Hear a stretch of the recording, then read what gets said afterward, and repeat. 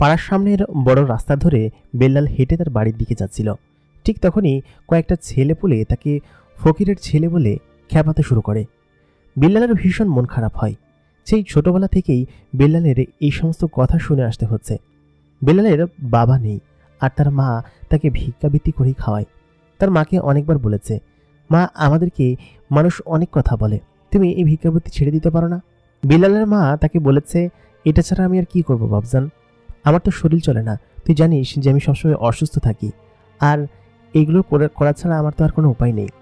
বেল্লাল ছোটবেলা থেকে এইসব দেখে আসছে। তার মা ছোটবেলা থেকেই বেশ খানিকটা বৃদ্ধ এবং এরকম করে রোগবালাই নিয়েই তাকে ওর কাছ থেকে চেয়ে চিনতে বড় করেছে। এলাকার সবাই তাকে এই জন্য ভিক্ষুক বলে। সে কোনো প্রফেশনাল ভিক্ষুক না যে বাড়ি বাড়ি গিয়ে খাবার সংগ্রহ করে নিয়ে আসে। এর কাছে চেয়ে ওর কাছে চেয়ে ছোটবেলা থেকেই বেল্লালকে মানুষ করেছে। সে বেশ খানিকটা মন খারাপ করে বাড়িতে চলে গেল। বাড়িতে গিয়ে তার মা বলল, কিরে বাজান, আসছিস? ওর মা তখনই ভিক্ষার ঝুড়িটা বারান্দায় রেখে বলল, একটু পানি নিয়েই তো, রান্না বসাতে হবে। বেলালের ভীষণ মন খারাপ হলো এবং মেজাজ খারাপও হলো। বলল কি যে, আমি আনতে পারবো না, মানুষ আমাকে উল্টাপাল্টা কথা বলে, তুমি ভিক্ষা করো, হ্যান করো, আমি ভিক্ষার টাকা দিয়ে কিছু খাবো না। এই কথা শুনে বেলালের মায়ের মন খারাপ হলো। বলল কি যে, তোকে তো এরকম করেই মানুষ করেছি, তোর আব্বা সেই ছোট থাকতে মারা গিয়েছে, তারপর তোকে আমি স্কুলে পড়াতে চেয়েছি, কিন্তু তাতে পারিনি, কারণ টাকা পয়সা ছিল না, আর এসব করা ছাড়া আমি আর কি করব? আমি মানুষের বাড়ি বাড়ি কাজ করলে আগে মানুষ আমাকে না হয় থাক, সেসব কথা আমি তোকে না বললাম, কিন্তু আমার কিছু করার নেই বাবজান, তুই যা। বেলালের বয়স এবার 20 বছর। বেলাল ছোটবেলা থেকে এইসব দেখে আসছে, ক্লাস 5 পর্যন্ত পড়েছে। তারপর তার মায়ের সঙ্গে সে এরকম ভাবে বড় হয়েছে। ওর কাছে কাজ করে যা 2 টাকা পায় তা দিয়ে তার নিজেদের সংসারই চলে না। আর বেলালের মা যে ছোটবেলা থেকে ভিক্ষুক এবং ভিক্ষার পেশায় হয়েছেন, এই জন্য বেলালের খুব খারাপ লাগে। তার মাঝে মধ্যে মনে হয় সে আত্মহত্যা করবে এবং মারা যাবে। সন্ধ্যার দিকে সে মাকে পানি এনে দিয়ে চলে গেল নদীর পাড়ে। নদীর পাড়ে গিয়ে সে চুপচাপ বসে আছে, কি করবে কিছু বুঝতে পারছে না। তার মা একজন ভিক্ষুক, এই কথা মানুষ শুনলে আসলে খুব খারাপ ভাবে, আর তাকেও মানুষ নানান কথা বলে খেপায়। কি করবে সে কিছু বুঝতে পারছে না। নদীর ধারে বসে কান্না করতে লাগলো। বেলাল সিদ্ধান্ত নিল, মানুষের এত কথা আর তার সহ্য হয় না। এবার সে সত্যি সত্যি আত্মহত্যা করবে, পানিতে ঝাঁপ দিয়ে মরবে। যদিও বেলাল সাঁতার জানে, তবুও সে কিভাবে মরবে সেটাই চিন্তা করতে লাগলো। আসলেই তো তার এইখানে এরকমভাবে থাকতে তো আর ভালো লাগছে না, কি কষ্ট করে জীবন পার করতে হচ্ছে। সব মিলিয়ে আমার কেমন যেন খুব অদ্ভুত লাগে সবসময়, এরকমটাই বেলাল চিন্তা করতে থাকলো। রাত তখন বেশ গভীর হয়েছে, সে কি করবে কিছুই বুঝে উঠতে পারছে না।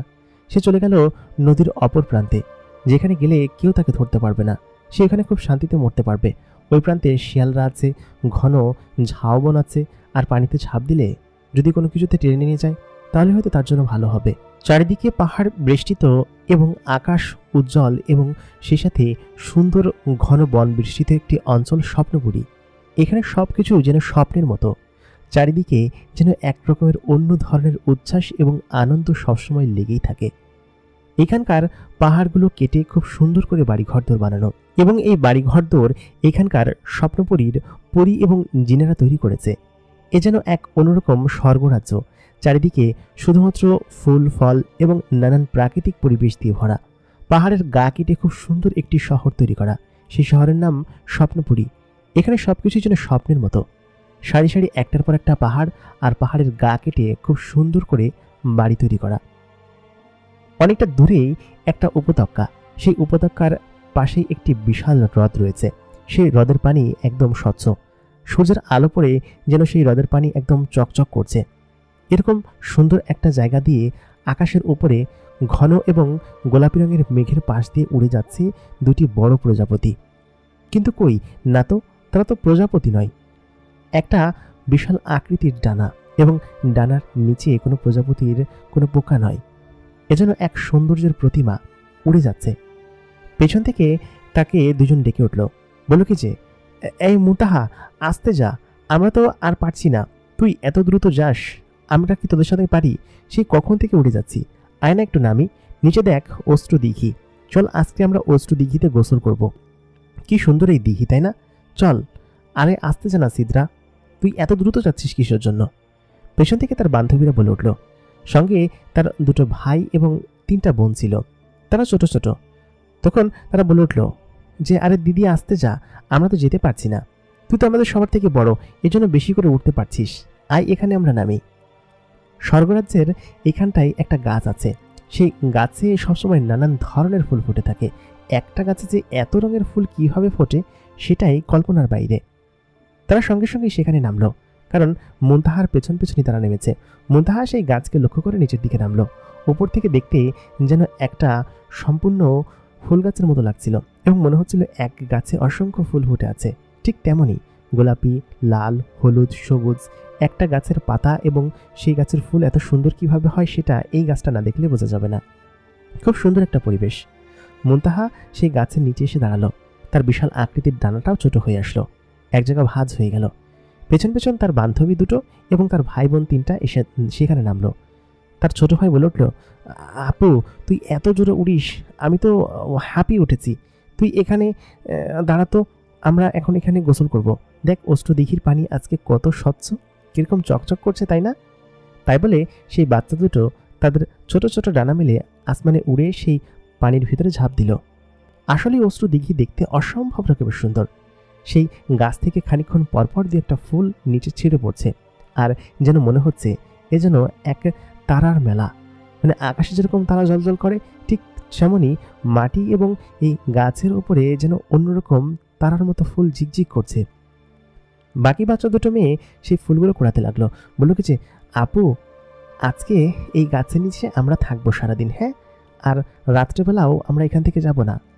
মুনতাহা বলে উঠল, আচ্ছা ঠিক আছে, কিন্তু এখান থেকে না গেলে আব্বু আজকে দিবে একদম বকা, আমাকে দ্রুত যেতে বলছে, আর এখানে এরকম উড়াউড়ি করি, যদি কোনো বিপদ হয়।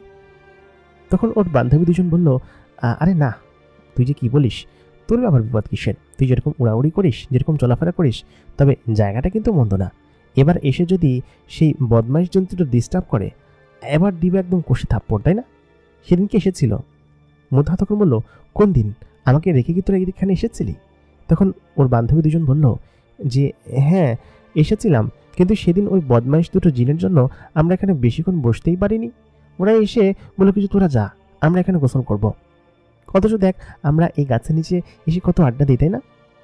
তারপর সেই ছোট্ট দুটো মেয়ে পানির ভিতর গিয়ে ঝাঁপ দিল। মুনতাহা বাইরে বসে আছে সেই গাছের নিচে, গাছের ফুলগুলো একটা একটা করে নিচে ছিঁড়ে পড়ছে। তারপর মুনতাহা বলতে লাগলো, চল গোসল করি। তাই বলে সকলে 3জনে নেমে পড়ল এবং নেমে অষ্টদিঘির স্বচ্ছ পানিতে তারা সাঁতার কাটতে লাগলো। কি সুন্দর সেই অঞ্চল, চারিদিকটা যেন অন্যরকম সৌন্দর্য দিয়ে বেষ্টিত। ওরা একে অন্যের গায়ে পানি ছিটাতে লাগলো। তারপর বেশ খানিকক্ষণ ওড়াওড়ি গোসল করার পরে দেখলো কি যে আস্তে আস্তে সূর্যটা একদম মাটির দিকে নেমে আসছে, তার মানে পাহাড়ের ওই পাশে চলে যাচ্ছে এবং রাত নেমে আসবে। দ্রুত এখান থেকে চলে যাওয়া উচিত। ওদের বাড়ি অবশ্য এই পাশের পাহাড় থেকে এখানে আসতে খুব বেশি সময় লাগে না। ওরা দূরে গিয়েছিল এবং উড়ে এসে এখানেই আড্ডা দিচ্ছে, মাঝে মধ্যে এখানে আসে। রাত্রেবেলাও ওদের এখানে খুব সুন্দর বসার জায়গা আছে। আচমকা মুনতাহা যখন সাঁতার কাটছিল উপরের দিকে তাকিয়ে সে খেয়াল করলো উপর দিয়ে দুটো আলোর মতো কোনো কিছু একটা বয়ে যাচ্ছে এবং এই দুটো জিন। সেই জিন দুটো উপর থেকে মুনতাহার শরীর দেখছে। এটা দেখে মুনতাহা প্রচণ্ড পরিমাণ রেগে গিয়ে তার পাখনা দিয়ে তার শরীর ঢেকে ফেললো। তারপর বলল কি যে, শয়তান তোরাও আজকে এখানে এসেছিস, যদি তোদের বাবার কাছে বিচার না দিই। সঙ্গে সঙ্গে সেই দুটো জিন নিচে আসলো, এসে বলল যে হ্যাঁ, তারা শূন্যে ভাসছে এবং অনেকটা উপরে। বলল কি যে, যা বলার বলিস, আর আমরা বলেছি না যে তোরা এখানে আসবি না? মুনতাহা তখন বলল, আমাদেরকে বিরক্ত করতে তোদের লজ্জা লাগে না?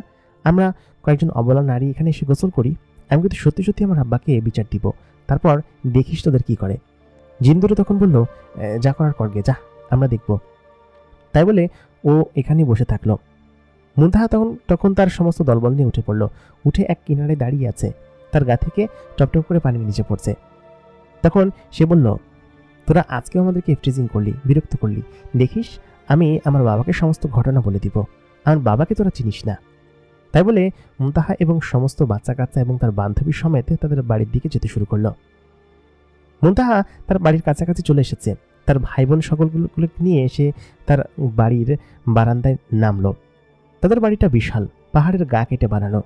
দুই পাশে দুটা বড় মিনারের মতো আছে এবং সেই মিনারের উপর অনবরত সবসময় পাখিরা খেলা করে। নানান ধরনের পাখি, সেখানে নামতেই মুনতাহার মা এসে বলল, তুই যে এরকমভাবে ওড়াউড়ি করিস সবসময়, তোর বয়স কি কম? তুই কি ছোট হচ্ছিস দিন দিন?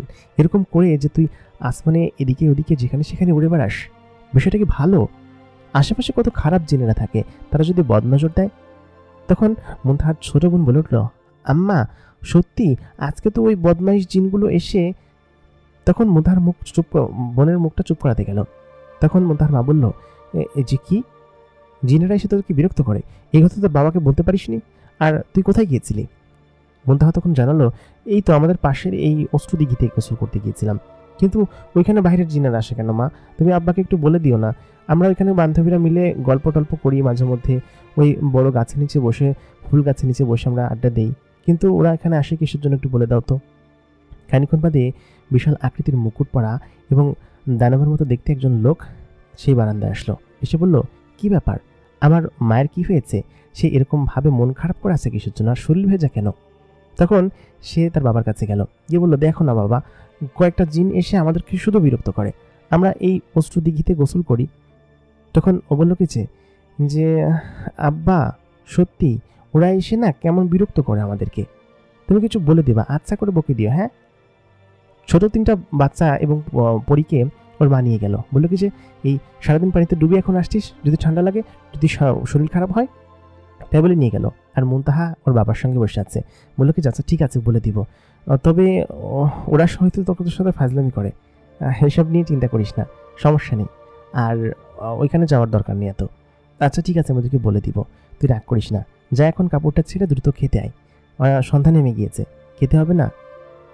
জিনারা সাধারণত সন্ধ্যার সময় খাওয়া দাওয়া করে। মুনতাহা তার নিজের ঘরে চলে গেল। নিজের ঘরটা বিশাল আকৃতির এবং বড় একটা গম্বুজের মতো। ঘরের ভিতরে একদম মাঝখানে বিশাল এক পালঙ্ক। সেই পালঙ্কের উপর মুনতাহা ঘুমায়।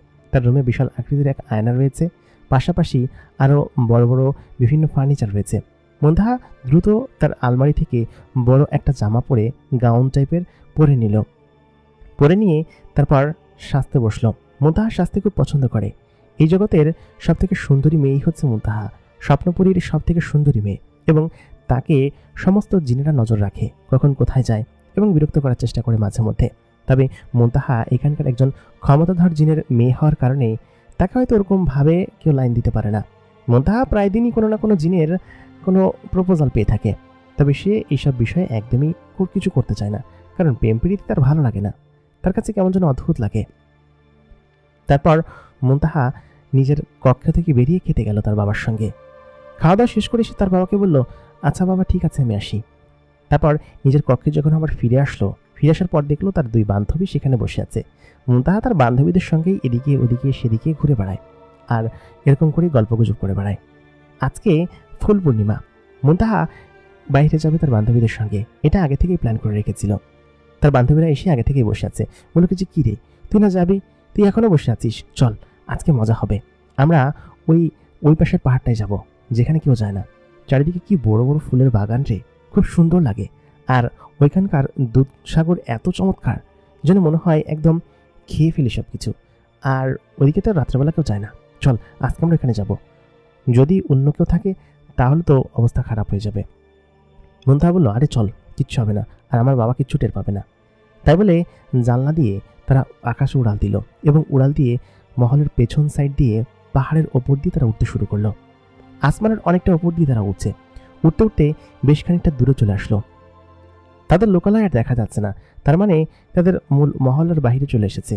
এখন চারিদিকে শুধুমাত্র বিস্তীর্ণ পাহাড় আর সুন্দর জায়গা। বেশ খানিকটা দূরে সমুদ্র দেখা যাচ্ছে। এই সমুদ্রের পাশেই হয়তো সেই জায়গাটা রয়েছে যেখানে তারা যেতে চায়। এটাকেই মনে হয় দুধসাগর বলা হয়ে থাকে। এটাকে অনেকে নাকি দুধসাগর বলে, এবং গতকালকে এক প্রহরীর কাছ থেকে তারা শুনেছিল। সেখানে যেতেই মুনতাহার বান্ধবীরা বলে উঠল, জায়গাটা আসলে খুব সুন্দর রে, তাই না? মুনতাহা তখন বলল, হ্যাঁ রে, আমরা এখন পর্যন্ত তো কোথাও যেতে পারিনি, তবে আমার না অনেক দিনের শখ, আমি একবার মানুষের দুনিয়ায় যাব। আমার আব্বা একবার নাকি গিয়েছিল, এবং মানুষরা নাকি খারাপ হয়, এই জন্য আমার আব্বা আমাকে সবসময় নিষেধ করেছে যে আমাদের এখানকার বাইরে যেন না যাই আমরা। সত্যি সত্যি কি মানুষরা খারাপ হয়? মুনতাহার বান্ধবীরা বলল, তা তো জানি না, চল না একবার ঘুরে আসিস মানুষের দুনিয়ায় গিয়ে। মুনতাহা তখন বলল, হ্যাঁ ভালো কথা বলেছিস, চল একবার গিয়ে ঘুরে আসি। সঙ্গে সঙ্গে তার বান্ধবীরা বলল, আর তুই কি পাগল হয়েছিস, খেয়ে পেয়েছিস? আমার আব্বা শুনলে একদম কুচি কুচি করে কাটবে। আমার আম্মা সবসময় বলে মানুষরা নাকি অনেক খারাপ হয়, আর মানুষের ওইখানে যেতে নেই, ওইখানে গেলে নাকি মানুষরা নানান ধরনের ক্ষতি করার চেষ্টা করে। না না বাবা, আমি যাব না। তাই বলে তার আরেক বান্ধবী বলল, না মুনতাহা, যাওয়াটা ঠিক হবে না। মুনতাহা হচ্ছে সেই ধরনের মেয়ে যার মনে একবার যা আসবে সেটা সে করেই ছাড়বে। সে বলল, আমি তো যাব, তোরা যদি যা মন চায় তাই করিস, আমার পেছনে আসলে আয়, না আসলে না আয়। তবে আমার আব্বা একবার শিখিয়েছিল কীভাবে যেন যেতে হয়, আমি আব্বার কাছ থেকে ছলনা করে শিখে নিয়েছি কীভাবে যেতে হয়। চল আমরা একবার যাওয়ার চেষ্টা করি, যদি সেখানে গিয়ে কিছু একটা হয়, যদি অন্য কিছু দেখতে পারি। আর এখন তো রাত, এখন গেলে কিছু হবে না, চল না। তখন ওর বান্ধবীরা রাজি হলো। তারপর জঙ্গলের উপর দিয়ে তারা উঠতে শুরু করলো। ওরা বলল যে এদিক দিয়ে তো যাওয়ার কথা, আমার আব্বা বলেছিল এই রাস্তা দিয়ে নাকি মানুষের জগতে যাওয়া যায়, আর আমরা তো জিন, আমরা তো চাইলে যে কোনো কিছু করতে পারবো, তাই না? বেশ খানিকক্ষণ ওড়ার পরে তারা একদম আসমানের ওপর থেকে মেঘ ভেদ করে নিচে নেমে আসলো। এখানটায় সম্ভবত মানুষরা থাকে। সে আসমানে উড়ে চারিদিকে দেখতে লাগলো। কি অদ্ভুত, মানুষের লোকালয় খুব অদ্ভুত, তারা যেখানে থাকে সেই জায়গা থেকেও সুন্দর। একটা নদী যেন সাপের মতো বয়ে চলেছে, সেটাই মুনতাহা উপর থেকে দেখতে লাগলো। তারপর বেশ খানিকক্ষণ ওড়াউড়ি করে তারা ক্লান্ত হয়ে একটা বট গাছের পাড়ে নদীর পাড়ে থামলো। সেখানে থেমে বলল যে জায়গাটা তো খুব সুন্দর, দেখ নদীর পানি কিভাবে বয়ে চলেছে। একথা বলতে বলতেই 4-5 জন মানুষ রাস্তা দিয়ে হেঁটে যাওয়ার জন্য ফিসফিসানি করে আসছে। তখন মুনতাহা বলল, এই মানুষ আসছে, মানুষ আসছে, চল গাছের উপর লুকিয়ে পড়ি। মুনতাহার বান্ধবী বলল, ওরা আমাদেরকে দেখতে পাবে না, শুধু শুধু লুকিয়ে কী লাভ, এখানে বসে থাক। মুনতাহা তো জানে না যে মানুষের মধ্যে অনেক শয়তান মানুষ আছে, তান্ত্রিক আছে, হুজুর আছে, যারা কিনা নিজেদেরকে বশ করে তাদেরকে নানানভাবে তাদেরকে ব্যবহার করে। যদি এমন হয়, তার এক বান্ধবী বলতে লাগলো। মুনতাহা তখন বলল, আরে না, এমন কোনো কিছু হবে না, আর সেরকম করলে কি আমরা এখানে বসে থাকবো নাকি?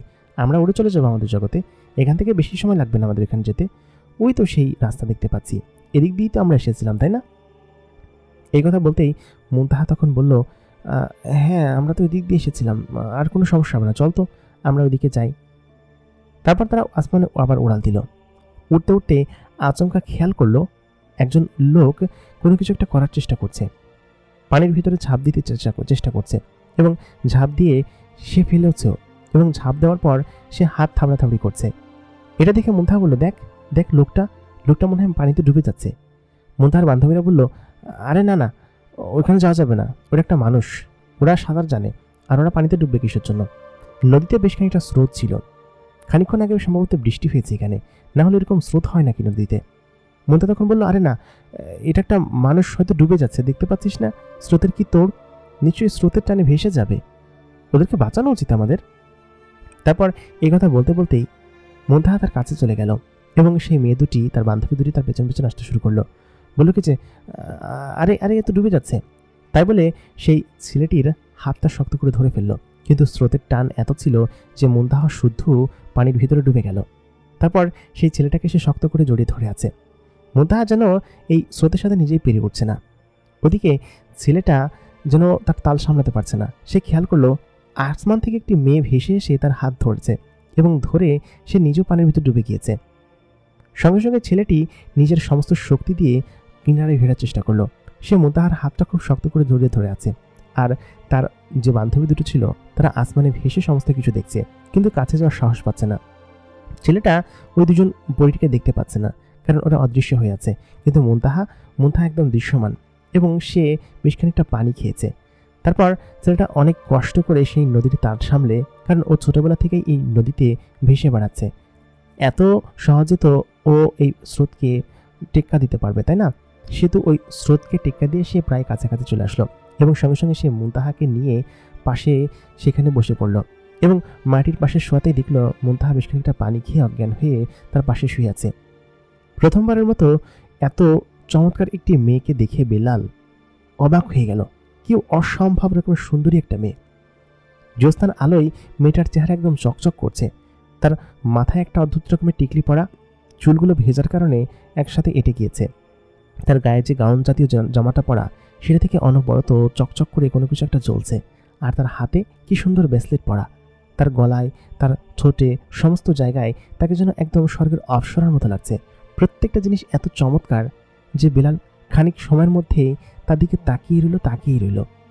খানিকক্ষণ বাদে দুইটা মেয়ে উপর থেকে ভেসে আসলো। বেলাল স্পষ্ট দেখতে পেল এবং ভয় পেয়ে সে তার মেয়েটার কাছ থেকে সরে গেল।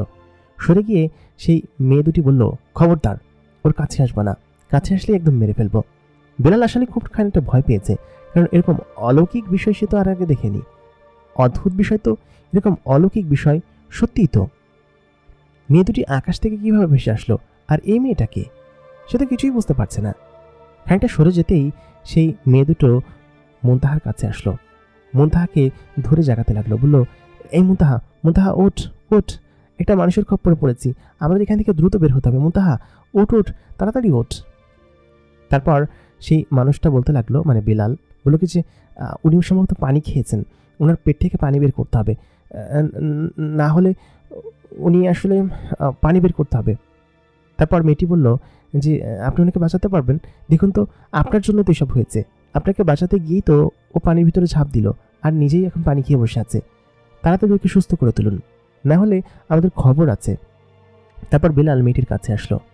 মেয়েটির ধবধবে সাদা পেট, জ্যোৎস্নার আলোতে সবকিছু স্পষ্ট বোঝা যাচ্ছে।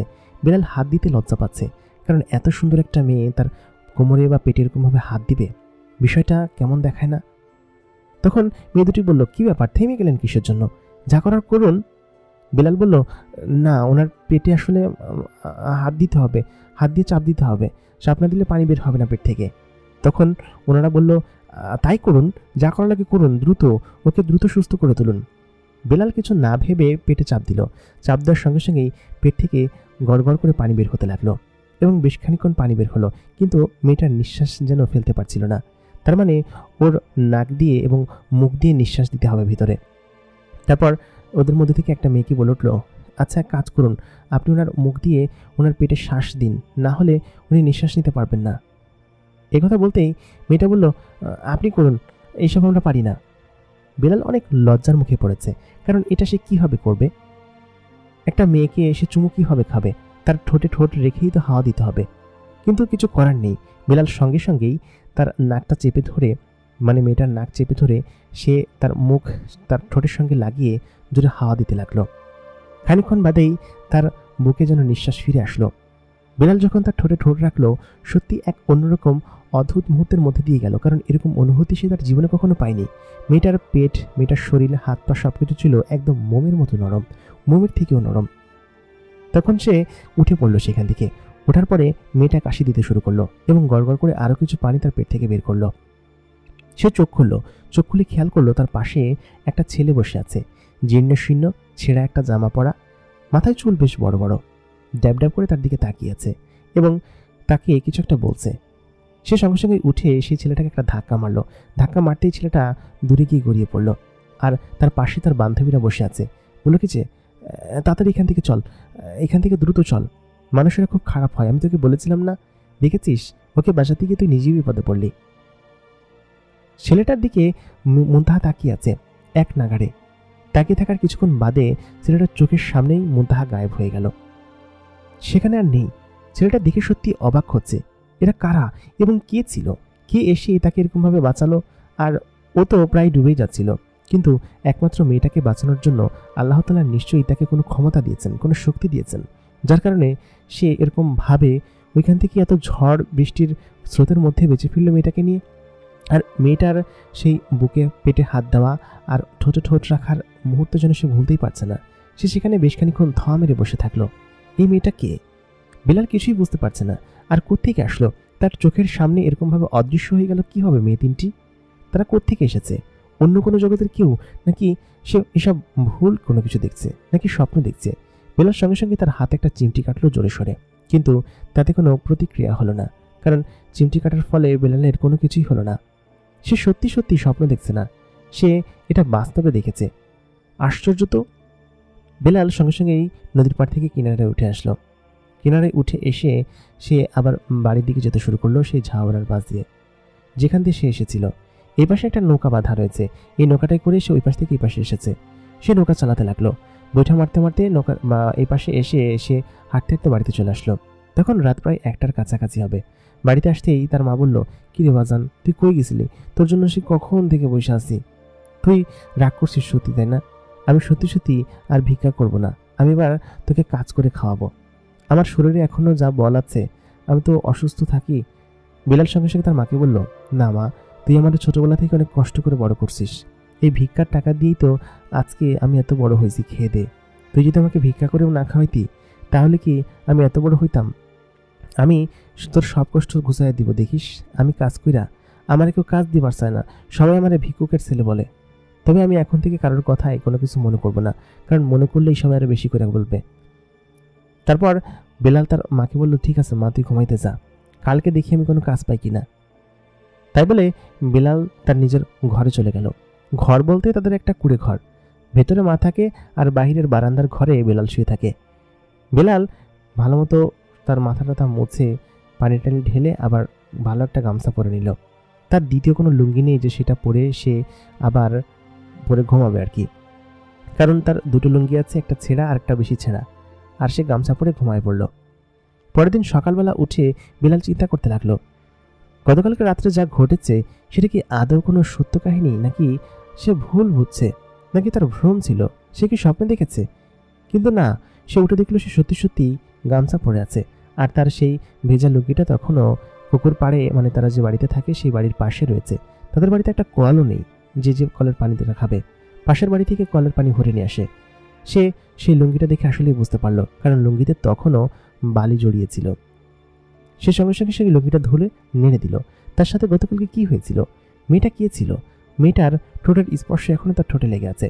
বেলাল যে একজন ভিক্ষুকের ছেলে বলে তাকে দেখতে কুৎসিত বা অন্য কোনো কিছু তা না। বেলাল যথেষ্ট সুন্দর এবং সুদর্শন এবং একজন তাগড়া যুবক।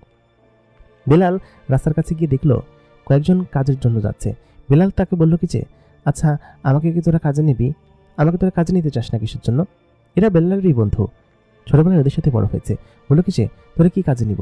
তোরা কাজে নিলে মানুষজন আমাদেরকে উল্টাপাল্টা কথা বলে, বলে ভিক্ষুকের ছেলে, সারা জীবন ভিক্ষা করে খাইছে, আর তোর সাথে থাকলে আমাদের জাত থাকবে? যা তো।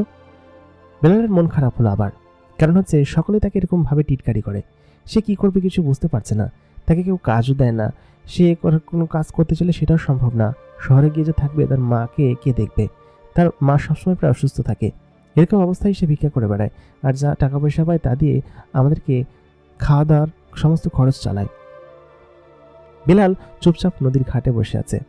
বেলাল খুব সুন্দর করে গান গাইতে পারে, এত সুন্দর গানের গলা তার যে সে মাঝে মধ্যেই গলা ছেড়ে দিয়ে গান করে। এই গানের গলা যে কেউ শুনলে একদম পাগল হয়ে যাবে, কিন্তু এতেও তার কদর নেই, তাকে কেউই কদর দিতে চায় না। খুব দ্রুতগতির একটা আলো মাটিতে এসে পড়ল সেই বিল্ডিংয়ের বারান্দায়। সেগুলো দেখে ফেললো দুটো রক্ষী জিন। তারা এসে বলল কি যে, আপনারা এত রাত্রবেলা কোথায় গিয়েছিলেন, আর আপনাদের গা ভেজা কেন, কি ব্যাপার? সেখান থেকে একজন মেয়ে বলে উঠল, আরে আমরা গোসল করতে গিয়েছিলাম অশ্রু দিঘিতে। তারা বেশ ভয় পেয়েছিল এবং সেটা তাদের চেহারা দেখেই বোঝা যাচ্ছে।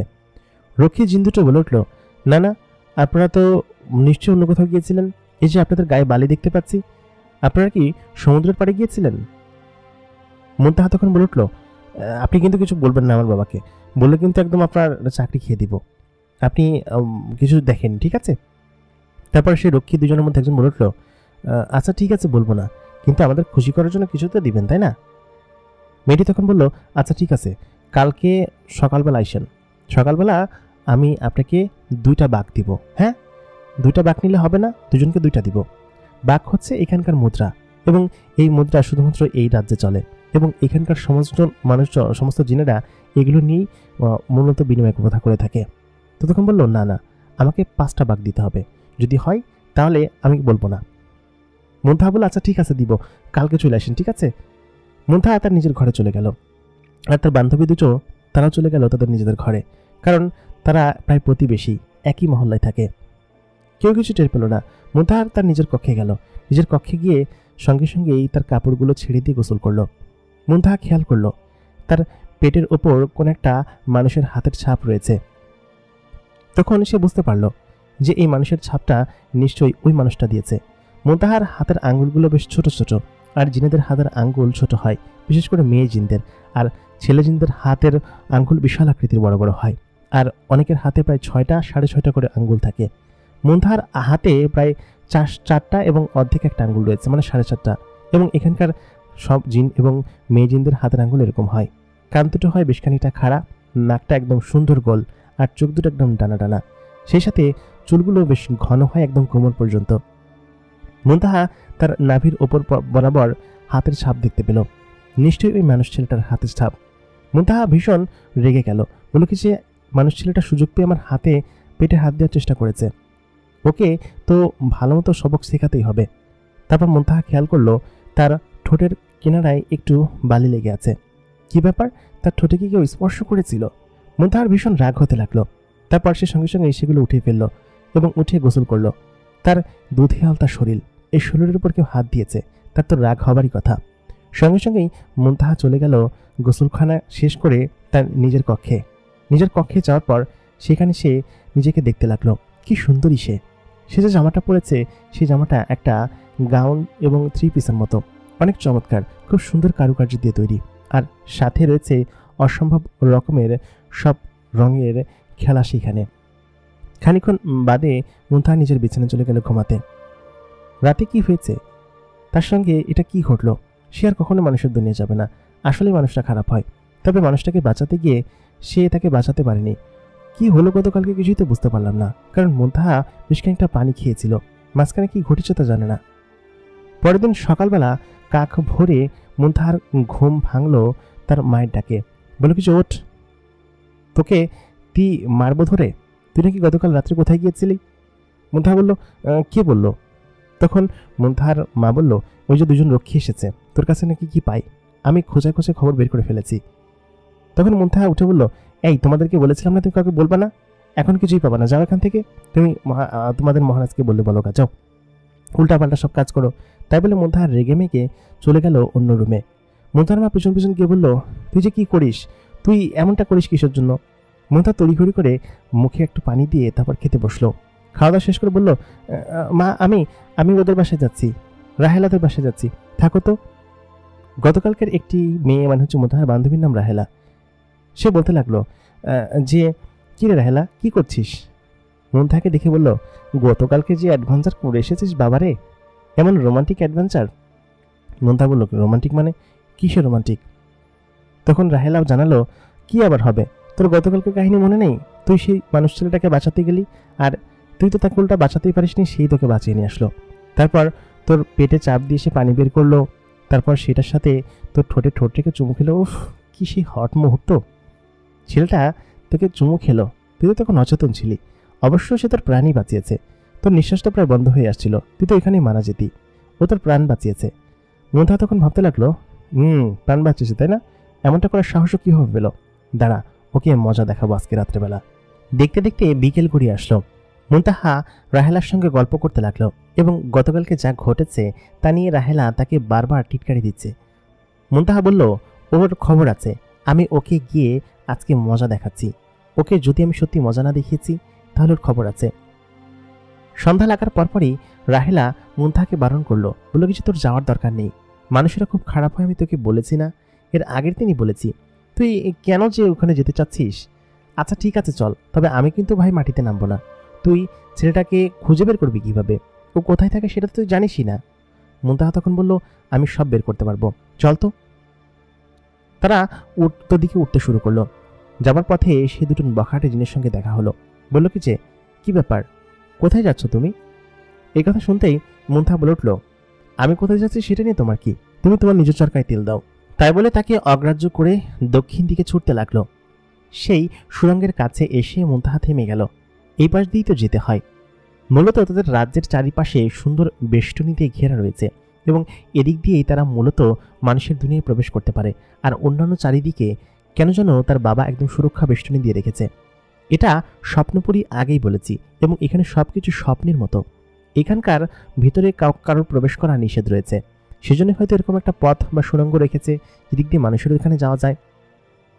সেই মেঘের আড়াল হয়ে তারা নিচের দিকে চলে গেল এবং নিচে গিয়ে মুনতাহা দেখতে পেল আবার সেই মানুষের পৃথিবী। আজকে একদম শান্ত নীরব, চারিদিকে কোনো মানুষজন নেই, একদম কোনো মানুষজন নেই, কোনো ইলেকট্রিসিটি, কোনো কিছু নেই, চারিদিকে খুব শান্ত, সম্ভবত মানুষরা ঘুমাচ্ছে। মুনতাহার পেছন পেছন তার বান্ধবী উড়ে চলেছে।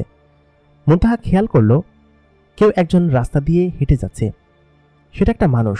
মুনতাহা মনে করলো এটা হচ্ছে ওই মানুষটা গতকালকে যে তাকে চুমু খেয়েছিল, এবং তার গায়ে হাত দিয়েছে। একে তো আজকে একদম বাঁচাতেই দিবে না। সত্যি মুনতাহা সেই ছেলেটার কাছাকাছি এগিয়ে গেল। তারপর সে যখন কাছাকাছি গেল দেখতে পেল না, এটা তো গতকালকে সেই ছেলেটা না।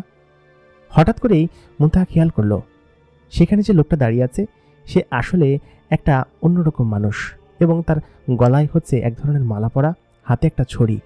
মুনতাহার সঙ্গে সঙ্গেই সেখান থেকে চলে আসতে গেল, কিন্তু আশ্চর্যজনকভাবে মুনতাহা তার শরীর নাড়াতে পারছে না। কি ব্যাপার? দূর থেকে মুনতাহার বান্ধবী রাহেলা বলল, মুনতাহা এখান থেকে চলে আয়, এ নিশ্চয়ই কোনো খারাপ মানুষ। কারণ মুনতাহা তখন নড়তে পারছিল না। সেই লোকটা যখন মুনতাহার দিকে তাকালো, মুনতাহা তো অদৃশ্য ছিল, তাহলে লোকটা তাকে দেখলো কিভাবে? লোকটা কি যেন পড়ে উপরের দিকে ফু দিতে লাগলো এবং তার হাতে থাকা সেই ছড়িটি মুনতাহার দিকে ঘোরাতে লাগলো।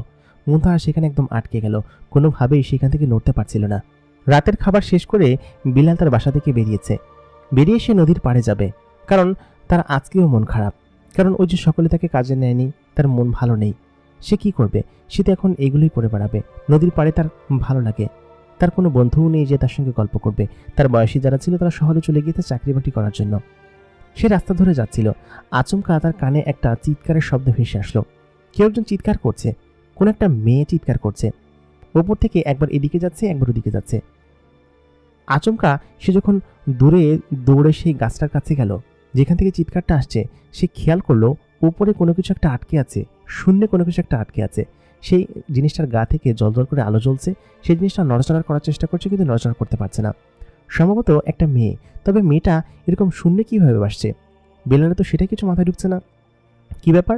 বেলাল সঙ্গে সঙ্গেই সেই মেয়েটার কাছে দৌড়ে গেল, কিন্তু সে খেয়াল করলো তার পাশে দূরে অনেকটা আরেকটা মেয়ে এদিকে ওদিকে ছোটাছুটি করছে। কিন্তু কেন ছোটাছুটি করছে? অনেক দূর থেকে মেয়েটাকে দেখতে পাচ্ছে। সঙ্গে সঙ্গেই উপরে থাকা একটা মেয়ে তার কাছে ছুটে আসলো, ছুটে তার সামনে এসে দাঁড়ালো। বলল কি যে, আরে আপনি দয়া করে সাহায্য করুন, আমার বান্ধবীকে সাহায্য করুন, আমার বান্ধবী বিপদে পড়েছে। কোনো একটা শয়তান তান্ত্রিক মানুষ সম্ভবত আমার বান্ধবীকে আটকে ফেলেছে, দ্রুত সাহায্য করুন। সঙ্গে সঙ্গেই সে ওদিকে দৌড় মারতে শুরু করলো। ওদিকে সেই শয়তান তান্ত্রিকটা মুনতাহাকে প্রায় ধরে ফেলেছে, তার কাছে এসে জাদুমন্ত্র দিয়ে বেঁধে ফেলেছে। তান্ত্রিক বলতে লাগলো যে, অনেক বছর পর পেয়েছি, আমার কাছে এসে ধরা দিয়েছিস। তোর মতো এরকম রসালো টসটসে পরী তো আমরা চাচ্ছিলাম।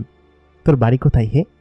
আমি বহুদিন অনেক সুন্দরী এরকম পরী দেখিনি। এরকম পরী তো সাধারণত পৃথিবীতে আসে না। তোরা কোত্থেকে আসলি? অনেক জিন আমার কবলে আছে, অনেক জিনকে দিয়ে আমি অনেক কাজ করাই, কিন্তু তুই কোত্থেকে আসলি বলতো? তোকে দেখে তো আমার সত্যি খুব আনন্দ লাগছে। আজকে কোন দিক দিয়ে যে সূর্য উঠেছে তোকে দেখে সত্যিই ভালো লাগছে। চল, তোকে আজকে আমার জাদু বলে আটকে রাখবো, তারপরের দিন কি ভাববো তোকে নিয়ে কি করা যায় দেখি। তাই বলে সে তাকে মাটির দিকে টেনে আনতে শুরু করলো। মুনতাহা জোরে জোরে চিৎকার করছে। বেলাল তার চিৎকার শুনতে পাচ্ছে। বেলাল দৌড়ে তার কাছে আসলো, এসে দেখলো সেই শয়তান তান্ত্রিকটা সেই মেয়েটাকে তার কাছের দিকে টেনে নিয়ে আসছে। আরে এটা তো সেই মেয়েটা। বেলাল তার খুব কাছাকাছি আছে। সঙ্গে সঙ্গেই বেলাল সেই শয়তান লোকটাকে একটা লাথি মারলো। লাথি মারার সঙ্গে সঙ্গে সে ছুটে গিয়ে রাস্তার নিচে একদম গড়াতে গড়াতে পড়তে শুরু করলো। তার হাতে যে লাঠিটা ছিল সেই লাঠিটা সে নিয়ে নিচে পড়ে গেল। সঙ্গে সঙ্গেই সেই মেয়েটা সেখান থেকে মুক্ত হয়ে গেল এবং মুক্ত হয়ে বেলালকে সঙ্গে করে নিয়ে সেখান থেকে উপরের দিকে উঠতে শুরু করলো এবং তারা অনেকটা উড়ে অন্যদিকে চলে যাচ্ছে। ওদিক দিয়ে সেই তান্ত্রিকটা বলতে লাগলো, তোকে ছাড়বো না আমি, তুই আমার এত বড় একটা সর্বনাশ করলি, তোকে ছাড়বো না আমি। তাই বলে সে জোরে জোরে চিৎকার করতে লাগলো ওপরের দিকে তাকিয়ে। প্রিয় দর্শক, এই গল্পের প্রথম পর্ব এখানেই শেষ। দ্বিতীয় পর্বে কি হবে জানতে হলে আমাদের সঙ্গে থাকুন। গল্পটি আপনাদের কেমন লাগছে এবং পরবর্তী এপিসোড শুনতে হলে অবশ্যই কিন্তু আমাদেরকে বেশি বেশি করে সাপোর্ট করতে হবে এবং আমাদের কমেন্ট করে জানাতে হবে। গল্পটি যদি আপনাদের ভালো লাগে এবং আপনাদের সাড়ার উপর নির্ভর করবে গল্পটির পরবর্তী পার্টগুলো কেমন হবে এবং কতগুলো এপিসোড হবে। সেহেতু আপনাদের কাছে রিকোয়েস্ট থাকবে এই ভিডিওটা আপনারা বেশি বেশি করে কমেন্ট করুন। যদি এই ভিডিওতে 200 কমেন্ট আসে তাহলে আমি পরবর্তী এপিসোড আপনাদের জন্য নিয়ে আসবো এবং পরবর্তী এপিসোডে কি হবে সেটা অবশ্যই জানার জন্য আপনারা আগ্রহ নিয়ে বসে আছেন। সেহেতু বেশি বেশি করে কমেন্ট করে ফেলুন এই ভিডিওতে এবং জানান আপনাদের অনুভূতি। বরাবরের মতো কণ্ঠে আমি আরজে ইমরান আপনাদের সঙ্গে আছি এবং গল্প পাঠে আমি ইমরান আপনাদের সঙ্গে আছি, আপনাদের প্রিয় হোস্ট।